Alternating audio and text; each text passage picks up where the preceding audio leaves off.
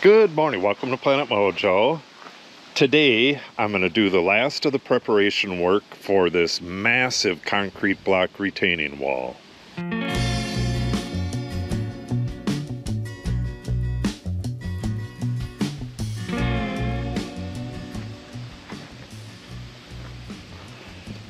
One of the things I'm going to be doing is breaking off this slag that's at the back of some of the blocks. You can see it on that block and a little bit on this one.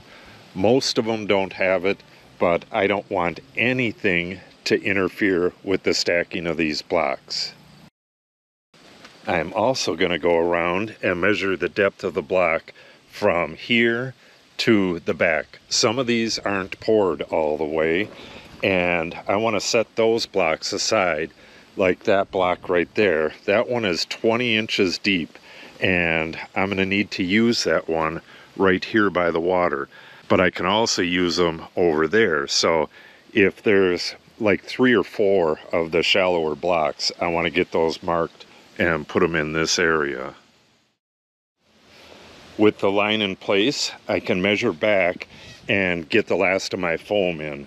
I'm putting 2 more layers of foam on an angle from a little bit overlapping this and 2 widths of it. So that's 16 feet that way and 2 feet high. So the first thing I got to do is reattach this line, then pull out 2 sheets of foam and cut them both in half.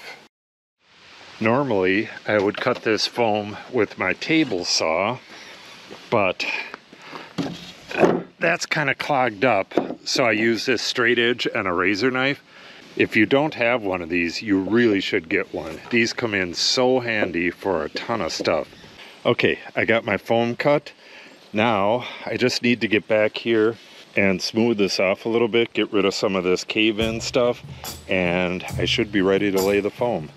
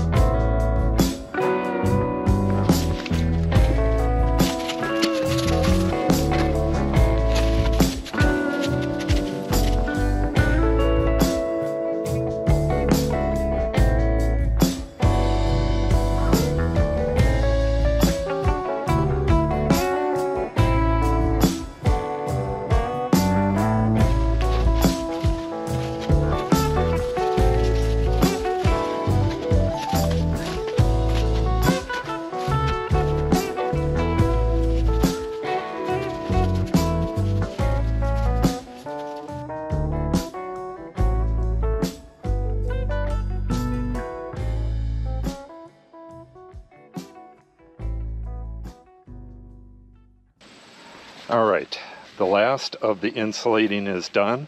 Hopefully this will do the trick. The water line runs right behind there, but it starts dipping down and it's a little bit further in as you go, and then it's way down there over here and the wall gets further away from it. So I believe it's fine over here. It's just here it comes right up to the back of the wall. That's why we have all this insulation. And in this area, It's right behind 6 inches of insulation. It's real close to the wall, but it's really well insulated. And then this insulation actually goes behind here to about here, and the heat from the earth is going to rise and hopefully get trapped. We're going to have cold coming in from the wall, but I don't think it's going to be able to freeze our pipes. Hopefully not.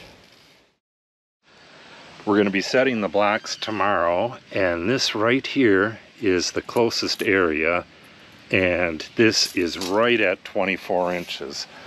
So what I'm doing is getting these blocks like this. This one is at, oh, I would say 19.5. There's going to be 2 or 3 like this out of the whole batch. The rest of them are about 23.5.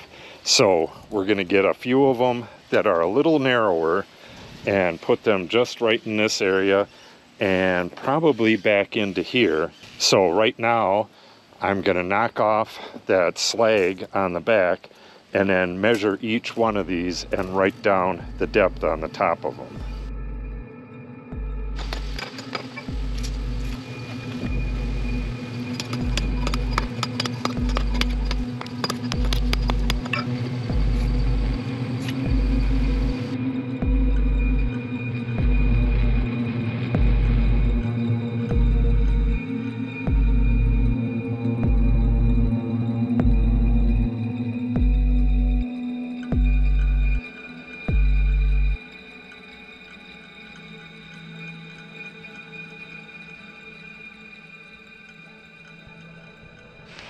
Okay, that's going to wrap it up for today. All of the blocks are cleaned up. Well, not 100%, but I'm going to be sweeping these off tomorrow. But every one of them has a depth on it as well. So if I need one that's extra fat or extra skinny, I can just come and pick one out and we can get it into the wall. I have the foam completely done. Let me show you how that's going to work. For the most part, once the blocks are in, the blocks are only going to come to about right here. I'm going to get back in here, and I have some super heavy duty landscape fabric that I'm going to lay down into the bottom here and come up part way up the hill and just tack it in place. Then when we backfill right behind the wall, I'll flap that over the top. We're not going to be able to backfill this whole thing with gravel because we have a good 6 feet right in this part, and there's no way I'm going to pay for all that gravel. These blocks do really well with drainage regardless. So once we get the first block in, that'll come to about right here. We'll backfill this area with gravel, and I'll put the landscape fabric back over the top of it. Then we can backfill way back here, or at least try to, and then we'll add more gravel along the front here. I'll put more landscape fabric on, and that should be plenty good to let these drain. The ones on the other side of the street don't have any landscape fabric. They just have gravel, and they do really well. Something very peculiar I wanted to show you. This bottle, and it kind of looks like a Snapple bottle. This bottle was stuck in the side of the hill here. Right here, and the hole it was in is nice and smooth. It was perfectly formed to it. This is virgin ground right here. I don't know if this has ever been touched. When we bought this land, you can see this landscape fabric. We just had some landscape fabric put down and about 4 inches of gravel, and then the rest of this dirt we added later when we put a pool here. So that is the old level of the ground right there, and it actually comes in right here. This is the old level of the ground. This thing was way down here, and the side of the hill, we cut into the side of the hill. That's the natural landscape right there. This whole area here, we cut into it, and it used to go right like that. The propane tank was over there, and the side of the hill went right through here. That, as far as I know, is virgin ground. So I have no idea how a Snapple bottle could get underground. It's not like that happened recently. He just peeled this back a few weeks ago, and there's no way that a bottle could get stuck in that area during that time. That is just incredibly odd. I'm going to clean it up and see exactly what it is if I can. It's got a barcode on it, so it's not all that old. It's really weird that it was... There's the barcode. That's really weird that that's in virgin soil in that area. The only thing I can think of... Oh, I know what it is. When they dug the trench for the water lines, the water line is straight down through there.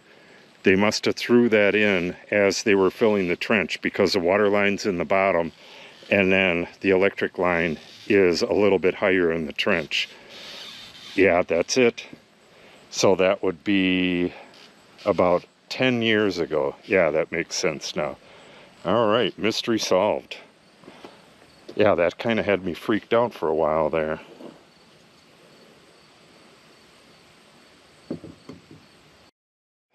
I don't think I finished explaining what's going to go on here. As we fill this, the gravel is going to push nice and tight up against this foam, and this sand and other stuff is going to filter in and fill any voids behind it. So this should stay exactly like it is for pretty much forever. Okay, that's going to be it for me today. I have no idea what's going to go on tomorrow. Tomorrow is a holiday, but I wouldn't put it past our dirt guy to come tomorrow anyways. I doubt it though. So if he doesn't come, what I'm going to do is clean up this area a little bit, and I'm going to hand backfill this just to get it covered, because when the real backfill starts happening, it's going to be done with a skid loader, and it's going to be heavy gravel. So if that's just dropped on this, it could cause some damage. So if I got a buffer on top of it, a couple inches of dirt that's hand done, that should help it out a lot. So either way, tomorrow something's going to happen on this wall, either putting it up or finishing up the prep work. It is going to be really awesome getting this wall put together. It actually goes really fast. The corner is going to take a bit more time because that has to be put in fairly precision. But after that, like in the straightaway, it goes pretty quick. We just got to measure from that line to this face on the block and slowly set it down with the skid steer, and I'll be pushing on it to get it tight with the block before it. And then once we have a few in, we can start putting the second course on, and the second course locks the two together with these pins, and from there on in, everything goes pretty quick. It's going to be pretty awesome. So if you want to see that, make sure you subscribe and click on the update icon. If you have any questions or comments, make sure you put them in the comment section below. And if you share the video and or give it a like, it helps the channel out greatly. Thanks for watching, and have a great day.